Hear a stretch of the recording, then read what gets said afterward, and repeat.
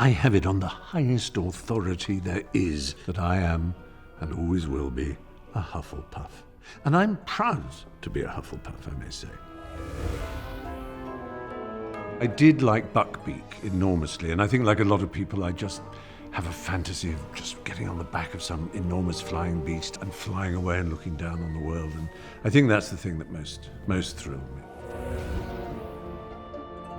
The extraordinary thing about nature is that no matter how hard we try and imagine a peculiar animal, nature has got there first and it's more peculiar. It can be an insect that, rolls up dung.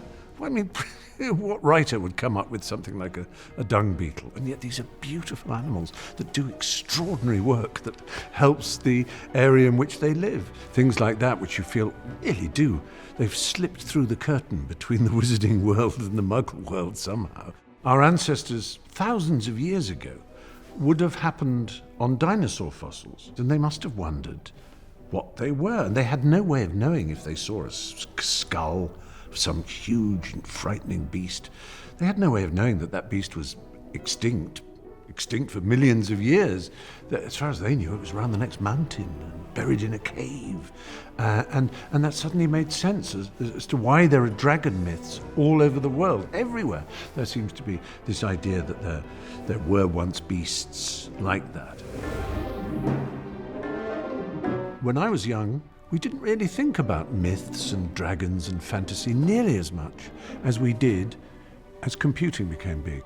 That's when, Lord of the Rings and things like that, and of course Harry Potter, really made their mark on the world at exactly the time that Silicon Valley was exploding. And I don't think that's a coincidence. I think it's a reaction. Of course we love our toys, our shiny gadgets, but we want to return to a world too where not everything is explained by mathematics and geeks and programming and coding, but there's another kind of magic. That's my theory. My Boggart would be an enormous moth. I know moths are beautiful and I know they're lovely, but for some reason I've always been terrified of them. I think because when I was young, all I did was read through the night because I found it difficult to get to sleep, and it was in the countryside and it was very hot at the top of the house where my bed was. So I'd open the window to make it cooler. But if you open the window and you've got the light on to read, moths come in and they get in my hair. I just freaked out. And they were big and leathery somehow. And so a huge moth, I'm afraid, would just completely make me turn to jelly. We all want a mentor, don't we? Even, believe me, when you're as old as I am, you think it would be nice to have a mentor. Someone you could say, what should I do now? And give me advice. Someone you could trust. Because we live in a world where there aren't many people we can look up to and trust. David Attenborough is about the only one when you think about it. So maybe that's the answer, I think. Dumbledore.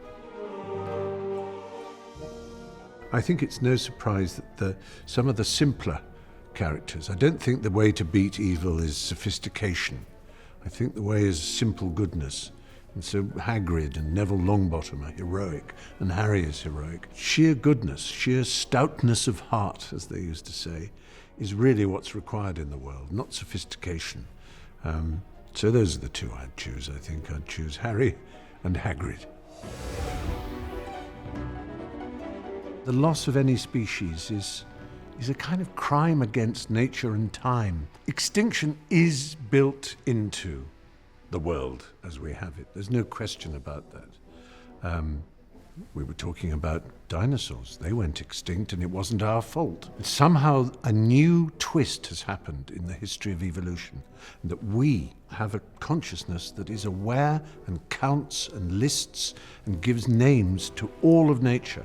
We have this gift to be curious and to inquire, and it's a vital gift.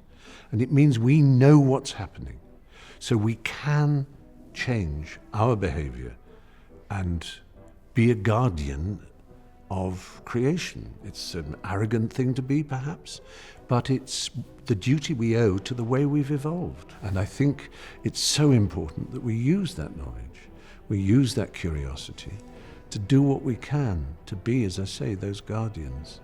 So that's my hope.